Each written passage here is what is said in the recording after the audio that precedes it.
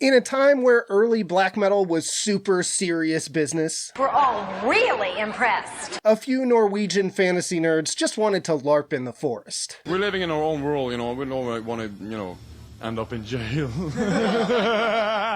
Yes, today we are ranking the albums of Immortal, and we're starting with Diabolical, Fullmoon, Mysticism in 1992.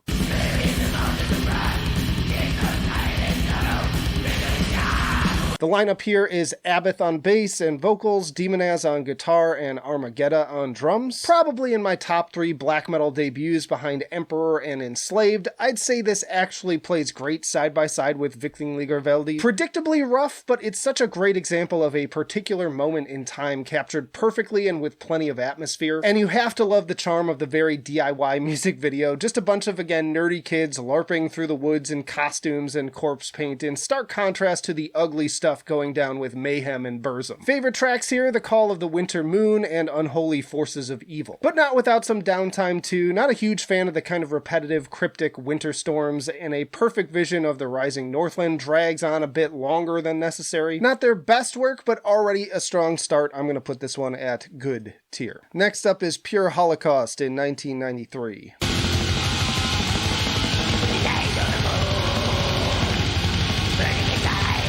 So here's where things really fall into place for me, with them picking up the speed and really leaning heavily into some of the thrash influences. Opening very strong with Unsilent Storms in the North Abyss. Those blast beats just beat you to a pulp and sound even better to me with all of their organic imperfections. And the riffs are just an ice cold wind. Just a duo here with Abath also handling the drums, even though Grimm is credited and also pictured on the cover. I know for a lot of people, including myself, it can take a while to adjust to this raw production style, but this was one of the first albums for me where once it clicked, I just fell in love with the sound of it. And despite how dissonant it may initially come off as, this thing is brimming with earworm guitar hooks on basically every track. A Sign for the Norse Hordes to Ride, The Sun No Longer Rises, Frozen by Ice Winds, and As Eternal opens being among my personal favorites. 34 minutes of non-stop black metal bliss, and also one of the best second wave sophomore albums, right up there with Frost and A Blaze in the Northern Sky. I'm gonna put it at fantastic, and it's only not at perfection because I'm limiting just 2 albums per tier, and I have some other ones that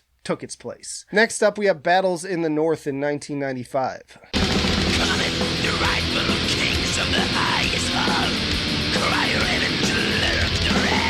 Gotta love this album cover. There are so many legitimately great black metal albums from these early years, but this one has always stood out to me as being the most real depiction of what being in this scene was like in reality. Just a bunch of edgy teenagers who thought they were way cooler than they actually were, but fortunately played awesome and interesting music. Abath and Demonaz once more recording as a duo and largely picking up where the last album left off, though Hellhammer started to drum for them live around this time, and they were now starting to build up their fantasy realm of Blashurk as a central concept. This album can be especially weird to listen to because in addition to the production being particularly rough, the songs are all abruptly cut off a few seconds early at the end. The first time I heard it, I thought there was something wrong with my player, but after a while it just sort of further adds to the charm. And in spite of its obvious faults, I still really dig a lot of the songs on here: Grim and Frostbitten Kingdoms, Cursed Realm of the Winter Demons, and especially closing track Blashurk, Mighty Raven Dark. Maybe not as good as Pure Holocaust. Also, I like the songs better than on the debut, but the debut I think has better production, so this one's also going to good tier. Then we have Blizzard Beasts in 1997. Storm is getting over. The place of the frozen sun.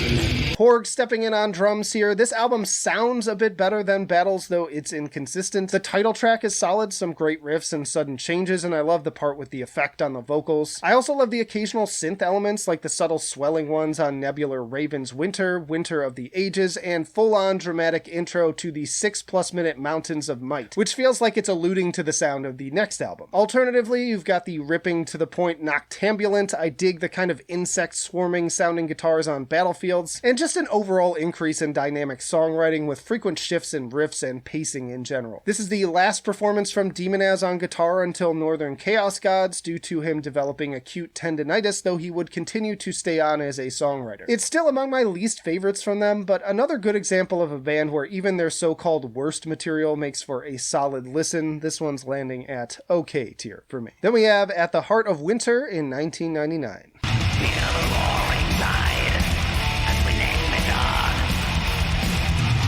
Abbott handling everything but drums here, and this is always the first album I recommend to a new listener, and it's frequently cited as their magnum opus, easily their best cover art as well, the first to feature their modern logo, highly atmospheric with vastly improved production thanks in part to Hypocrisy's Peter Tegtgren, but still bringing those icy earworm thrash-inspired riffs. Only 6 tracks, but with longer runtimes and upping the overall result from around 30 minutes to 47, and not a second of it is wasted. Withstand the Fall of Time is a fantastic opener that really sets both the overall tone and vast scope with a somewhat more progressive approach to the songwriting. My personal favorites are Solar Fall and Where Dark and Light Don't Differ, which are just packed with some of the band's best hooks of all time. And then of course the title track is just epic in every sense of the word. Again, taking kind of the basic ideas from Mountains of Might, but greatly expanding and perfecting them. This thing is just a masterpiece. Top 10 black metal album of all time, I would say it's going to perfection. Y'all, we're just halfway through, but if you're enjoying the video, hit the like button, and as we go along, let me know your own thoughts about these rankings and how yours might differ. But we're moving on to Damned in Black in 2000.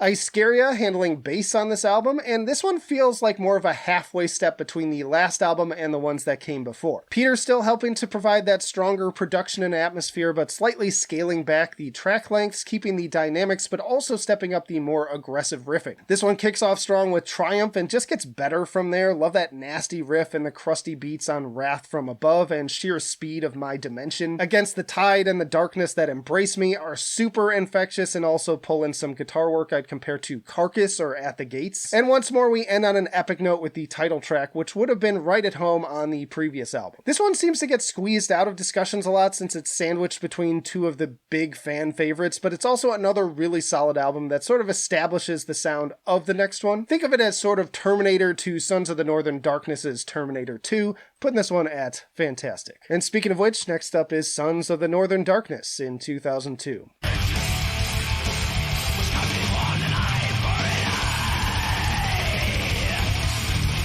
This is the first album through Nuclear Blast Records, and for once maintaining the same lineup, though Iscaria says he only played on bass on One by One, with Abbott doing the rest. Like I said, this is another fan favorite, but for different reasons since it leans hard into the more blackened thrash aesthetic, though it's also the longest album at over 50 minutes. One by One is great. I love the big drum intro to the Raging title track, which is another one of my all-time favorite Immortal songs. Tyrant slows things down for what feels like an orcish war march, only to be followed up by the chaotic clashing of swords that is Demonium. In My Kingdom Cold is another standout, combining those faster technical moments with more melodic sections, and all of this building to another triumphant closer. What can I say? This one is also perfection. It's a fan favorite for a reason. Then we got All Shall Fall in 2009.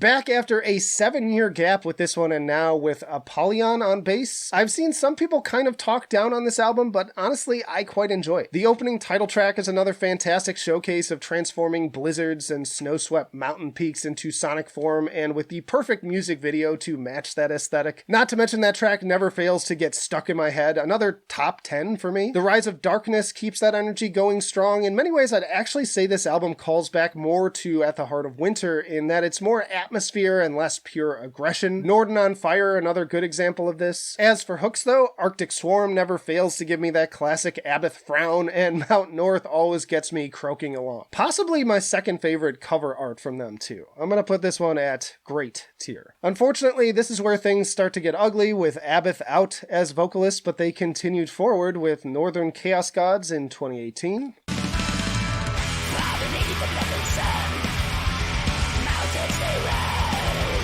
Now, I was very skeptical at the prospect of an Immortal album without Abbott, especially after a nearly 10-year wait, but I've gotta hand it to them. It's almost like they never left. Demonaz does an excellent job stepping in on guitars and vocals, to the point that if I didn't already know, I'm not sure I would have noticed that Abbott isn't even here. Horg still doing great on the drums, plenty of great songs, and probably thanks to continuing to work with Peter, it maintains the exact same vibe as All Shall Fall. By the way, Peter also played bass on this album. Personal favorite here is Gates to to Blashirk, especially with that fantastic fist-pumping bridge at a little after the 3-minute mark. Grim and Dark just driving ever forwards up to that ripping solo, and also the thrashier called to ice. Mighty Ravendark's name seems to call back to the closer from Battles in the North, and even the stark black and white cover makes a statement about basically keeping it real for the genre. I don't find it to be quite as memorable as a whole when compared to the classics, but then again, it hasn't had much time to settle in comparison to those.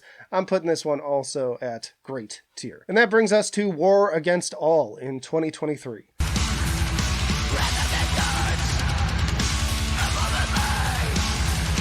Solid title track to open this one up, but I gotta say it shows that this is basically the Demonaz show at this point, as Horg is out on drums after a nasty lawsuit. I can't put my finger on it, but even with the session drums and bass from members of Galsvird and Enslaved, something just feels off. And kind of funny that this is the album with the track actually named after the band, which kind of feels like an ego trip to me. I am immortal. On the positive side, I also dig the icy riffs of Thunders of Darkness, and both No Sun and Return to Cold have kind of a hypnotic effect. But personally, I get a little bit bored by the slower, more plotting tracks like War God, Blashirk My Throne, and especially Nordlandir. Boring. I know those are going for a bit more atmosphere, but I feel like they've never had an issue in the past with balancing that with more engaging songwriting. Honestly, I don't have much more to say beyond that. As a whole, it's a perfectly fine black metal album, and most of the usual Immortal tropes are on display, but it's just missing that certain je ne sais pas. What the French call a certain I don't know what. So overall, I gotta say, pretty mid, and as of right now, it may be my least favorite, but who knows, that could change with time, but it's going to okay tier. Y'all check out this playlist for more black metal related tier lists, and again, let me know down in the comments, how do your rankings differ? Let's get a conversation going. But that'll do it for now. Flight of Icarus signing off. I will see you in the trenches.